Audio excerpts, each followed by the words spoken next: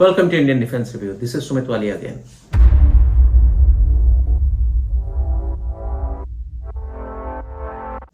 Recently navy ने अपने fighter aircraft programme procurement के लिए रफाल का चयन किया है।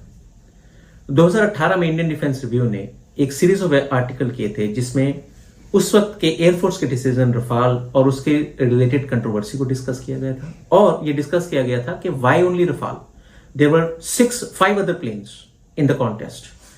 Why didn't Air Force choose Saab Gripen or F-18 or F-16 or MiG-35 or Eurofighter? Why did they choose only Rafale?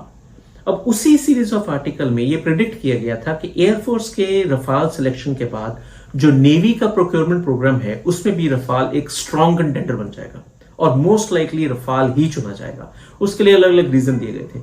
Let's discuss this today. There are few questions.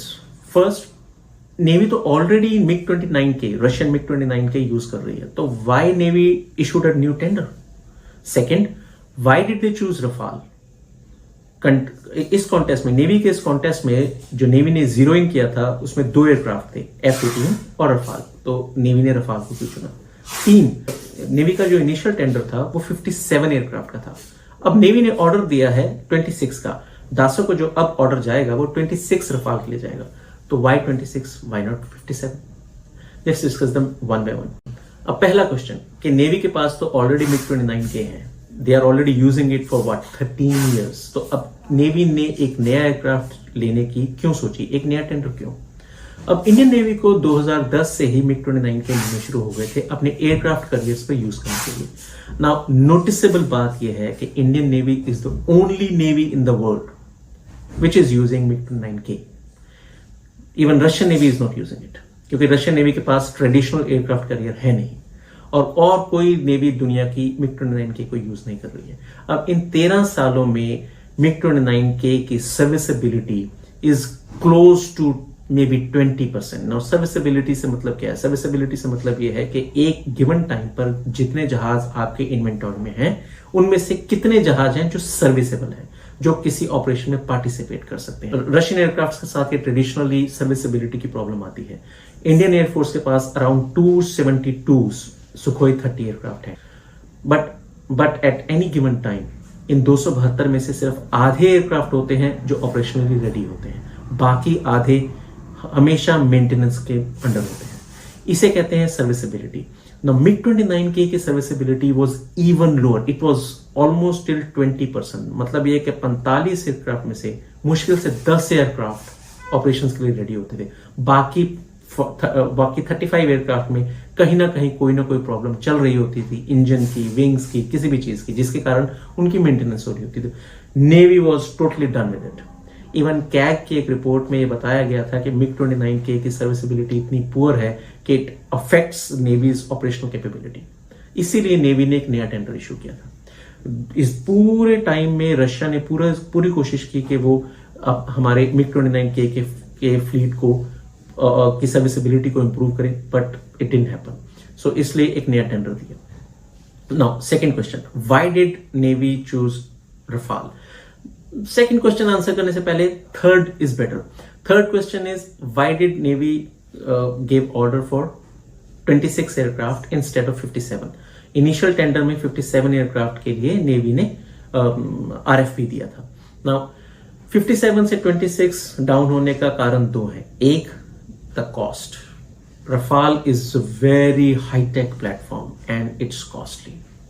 अगर 57 aircraft का order जाता है, it's going to choke navy's budget, navy's modernisation plan in coming few years. जो दूसरा aspect है इस fighter aircraft number के 57 से 26 पर आने का, वो HAL द्वारा बनाया जाने वाला तेजस का twin engine deck based fighter aircraft version. वो एयरक्राफ्ट बाकी सारे नंबर को पूरा करेगा। 26 would be Rafale. Indian navy emphasises enormously on training, इसीलिए इन 26 जहाजों में से 18 होंगे जो फाइटर होंगे, 8 ट्रेनर एयरक्राफ्ट होंगे जो ट्विन इंजन होंगे। नाउ वो 8 एयरक्राफ्ट भी फाइट ऑपरेशंस के लिए यूज हो सकते हैं, पर प्राइमरीली वो 8 सिर्फ ट्रेनिंग के लिए यूज किए जाएंगे। Now aircraft based naval operation, aircraft operations are too risky. Arm forces में एक कहावत है कि real fighters take off from carrier, और इसीलिए ये प्रिसिशन बेस्ड इतने हाईटेक ऑपरेशन होते हैं कि इसमें गलती की कोई गुंजाइश नहीं होती। इसीलिए नेवी ट्रेनिंग पर बहुत ज्यादा ध्यान। इन 26 जहाजों में से 18 ऑपरेशनल फाइटर स्क्वाड्रन के लिए सिंगल सीट एयरक्राफ्ट होंगे और 8 aircraft twin seat only for training होंगे। अब ये 8 एयरक्राफ्ट भी ऑफकोर्स ऑपरेशंस के लिए यूज हो सकते हैं। Let's come to the third question, why Rafale, why not F-18? Now F-18 जो कि हम जानते हैं बोइंग का बनाया हुआ एक प्रूवन प्लेटफॉर्म है। यूएस नेवी और US marine they have been using F-18 for almost decades. इसके एनहेंसमेंट के साथ it is a lethal platform, thoroughly proven, thoroughly tested, thoroughly used. Why didn't we go for F-18? अब ये बड़ा ही simple सा question है पर बहुत इंपॉर्टेंट क्वेश्चन है। एक तरफ F-18 है जो कि इतना प्रूवन प्लेटफॉर्म है और एक तरफ रफाल M है जो कि अब सिर्फ इंडियन नेवी के पास होगा। Except French navy, Indian navy is going to be the first one to use it. Now why so? अब यही बात हमने 2018 में इंडियन डिफेंस रिव्यू पर डिस्कस की थी। ये बात ध्यान रखिए कि जितने भी हाईटेक वेपन प्लेटफॉर्म होते हैं ना, they are fancy, we like to have them in large numbers. अगर आप आम आदमी से दिल्ली की मेट्रो ट्रेन में अगर आप जाएंगे तो आपको पता लगेगा कि almost everybody is a defence expert and people are talking about हमें इतने रफाल, इतने F-35 और इतने F-22 सब ले लेने चाहिए, right? Because we have to fight two front war. Yes, of course, पर ये बहुत एक्सपेंसिव बिजनेस है। इस फाइटर प्लेटफॉर्म को मेंटेन करना सिर्फ उन कुछ दिनों के लिए जब हमें एक्चुअल में यूज करना पड़ेगा। अब इंडियन आर्म फोर्सेस आगे बढ़ रही हैं थिएटराइजेशन ऑफ कमांड्स की तरफ, जिसमें कि एक थिएटर के सारे एसेट्स, बीट आर्मी, एयरफोर्स और नेवल, वो सारे एसेट एक ही कमांड के अंडर होंगे। अब उस बात को ध्यान में रखते हुए it is really very important कि जितने भी एसेट डिफरेंट सर्विसेज के, आर्मी, एयरफोर्स ने भी जितने भी एसेट हैं वो सेम ओरिजिन के हों या सेम टाइप के हों। It becomes easy for services for interoperability. अगर एक ही एयरक्राफ्ट आर्मी और एयरफोर्स दोनों यूज कर रहे हैं तो बहुत आसान हो जाता है किसी एक सर्विस के एसेट्स को दूसरी सर्विस के ऑपरेशन में स्विच करने के लिए। फॉर एग्जांपल, अगर एयरफोर्स को कल रफाल ही यूज कर रही है और नेवी भी रफाल ही यूज कर रही है और एयरफोर्स को थोड़े से एक्स्ट्रा एयरक्राफ्ट की जरूरत पड़े and Navy can spare them, then of course all those Rafales would be used for Air Force operations.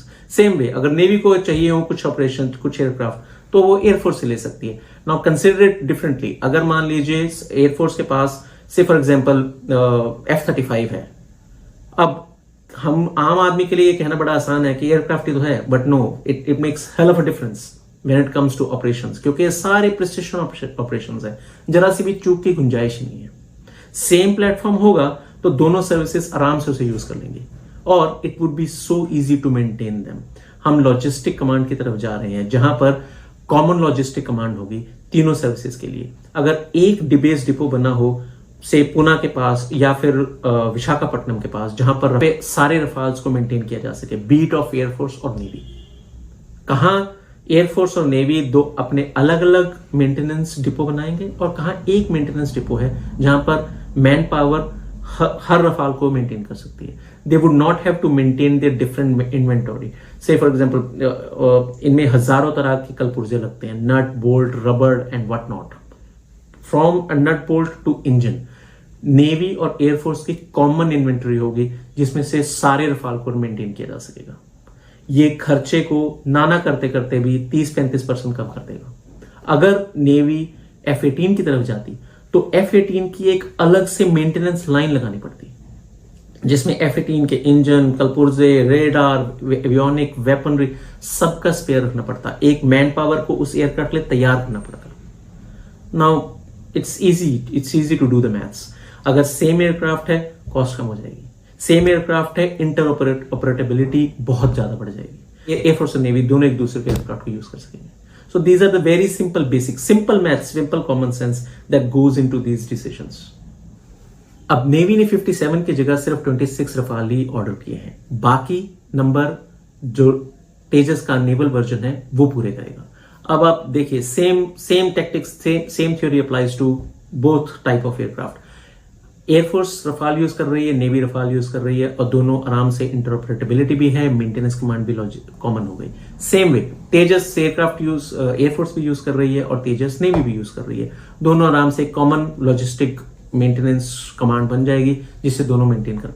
It reduces cost, it increases interoperability. So hence the decision to go ahead with Rafale. उम्मीद है आपको detail में information मिली होगी कि क्यों navy ने Rafale ही लिए और क्यों 26 ही लिए।